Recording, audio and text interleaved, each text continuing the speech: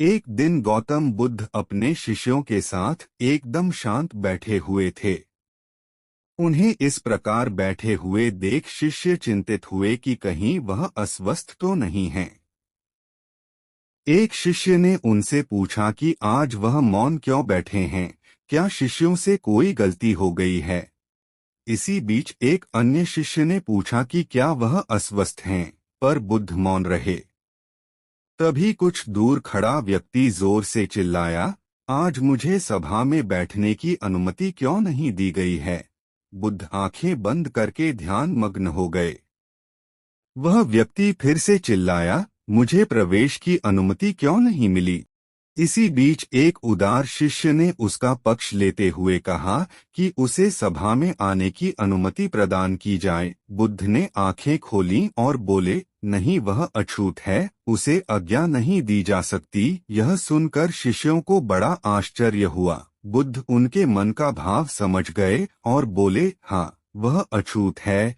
इस पर कई शिष्य बोले, हमारे आश्रम में जात पात का कोई भेद ही नहीं, फिर वह अछूत कैसे हो गया। तब बुद्ध ने समझाया, आज वह क्रोधित होकर आया है। क्रोध से जीवन की एकाग्रता भंग होती है। क्रोधी व्यक्ति प्राय मानसिक हिंसा कर बैठता है। इसलिए जब तक वह क्रोध में रहता है तब तक अछूत होता है। इसलिए उसे कुछ समय एकांत में खड़े रहना चाहिए।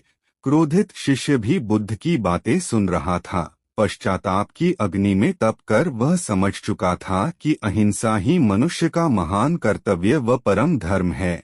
वह बुद्ध के चरणों में गिर पड़ा और कभी क्रोध न करने का प्रण लिया।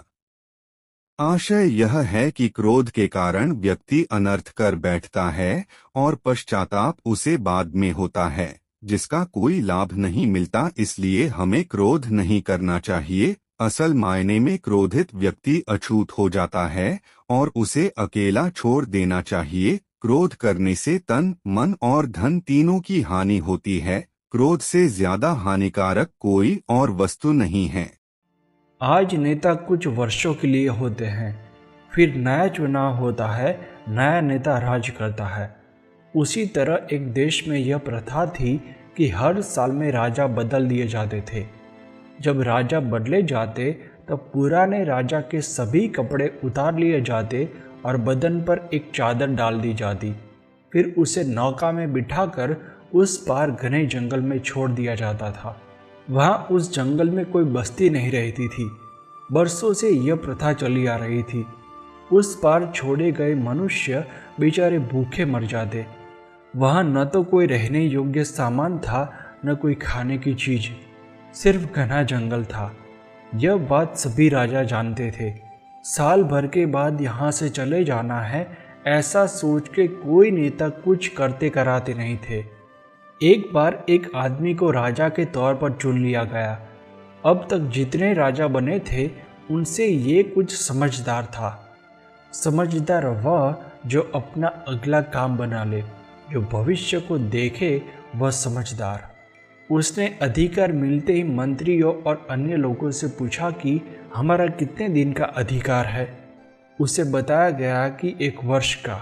उसने फिर पूछा कि साल भर में अधिकार की कोई सीमा है। उत्तर मिला, नहीं, कोई सीमा नहीं है। आप जो चाहे सो कर सकते हैं। 1 साल तक आपकी सारी बात पूरी की जाएगी, ज्यों की त्यों मान ली जाएगी। आप कुछ भी करें, किसी को बसाए, किसी को उजाड़े, आपका पूरा अधिकार है। तब उसने अपने मन में निश्चय किया कि जब साल भर के बाद यहाँ से जाना ही है और वहीं घने जंगल में जाना है, तो पहले वहाँ की व्यवस्था करे। यहाँ साल भर जो रहना है उसमें जो जिम्मेदारी के कार्य मिले हैं उनको निभाएंगे।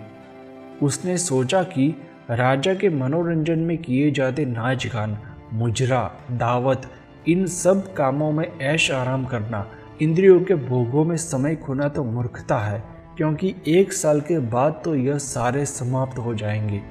उसने जिस भी फालतू कार्य की जीवन में जरूरत नहीं है, उन सब कार्यों को बंद करवा दिया।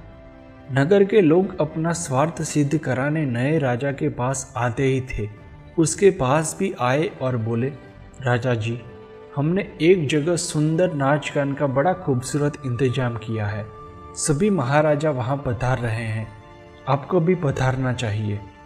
लेकिन राजा ने वहाँ जाने के लिए मना कर दिया। कुछ दिन तक तो लोग उनको मनाने के लिए आए, फिर सोचने लगे कि यह तो जिद्दी आदमी है, यह कहीं आएगा जाएगा नहीं, इसे छोड़ो। अब राजा अपना खेल खेलने लगा।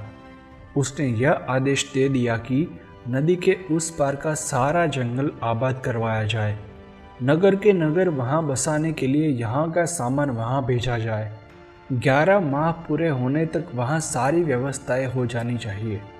राजा के हुक्म का पालन हुआ। नदी के उस पार का पूरा जंगल आबाद हो गया। यहाँ से अच्छी अच्छी चीज़ें वहाँ गई। अब साल भर पूरे होते ही नियम के अनुसार उनके कपड़े उतार लिए गए और चादर पहना दी गई। राजा को नाव में बिठाकर नदी के दूसरे किनारे भेज दिया गया। नाव चली तो यह राजा हंसते हुए चले। उनसे पूछा गया कि आपसे पहले के राजा तो सब रोते हुए गए थे, आप हंसते हुए क्यों जा रहे हैं? उसने कहा, सभी यहाँ हंस रहे थे इसीलिए रोते हुए गए। मैंने यहाँ हंसना छोड़ दिया इसीलिए हंसते हुए जा रहा हूँ। सभी राजाओं की तरह हम यहाँ भोग विलास करते, हंसते तो हम भी खाली हाथ रोते हुए जाते। लेकिन हमने अपना आगे का सारा काम कर लिया। जहाँ हमें जाना है वहाँ हमारे लिए यहाँ से अधिक सुख साधन मौजूद हैं, इसीलिए हंसता हुआ जा रहा हूँ। ओशो सार। दोस्तों, ये कहानी की सीख हम 2 पर्सपेक्टिव से ले सकते हैं। एक आध्यात्मिक पर्सपेक्टिव से और दूसरा जीवन में सफलता प्राप्त करने के पर्सपेक्टिव से। ये कहानी हमें सिखाती है कि हमारी जो उम्र है वह बिल्कुल नबी तुली है। प्रत्येक श्वास का हिसाब है कि इतने श्वास आएंगे और जाएंगे, और जहाँ श्वास पूरे हुए फिर उसके बाद जाना ही है। इसलिए जो कुछ भी करना है उसे अभी कर ले, और जो करने के लिए यह मानव जीवन मिला है उसे सबसे पहले करना है। आगे के लिए तैयारी यही करनी है कि भगवान में हमारा मन लगा रहे, भगवान हमें ले जाने के लिए प्रस्तुत रहे। यही तो आगे की तैयारी है। इसके लिए यहाँ कोई ममता आसक्ति न रह जाए। जो कुछ भी यहाँ का बंधन है वह ममता और आसक्ति का बंधन है। यह मेरा है, यह ममता है, ममता ही बांधती है। इसीलिए जगत के प्राणी, पदार्थ और परिस्थिति से आसक्त न रहे। सब छूटेगा, यह निश्चित बात है, और ऐसा छूटेगा कि हम उससे संबंध नहीं रख सकेंगे। फिर चाहे आप भूत प्रेत होकर भटके, रोए, चिल्लाए। दूसरे पर्सपेक्टिव से देखें तो अगर हम अपना फ्यूचर सिक्योर चाहते हैं तो हमें जीवन में 18 से 24 साल की उम्र में ये 3 प्रश्नों का उत्तर एकदम क्लियर होना चाहिए। हमें क्या चाहिए, कहाँ जाना है और कैसे जाएंगे। ये 3 प्रश्नों का उत्तर उस राजा की तरह हमें टेंशन फ्री कर देंगे जब हम अपनी आधी जिंदगी जी चुके होंगे। दोस्तों, ये कहानी हमें आगे की तैयारी अभी से करने की सोच सिखाती है।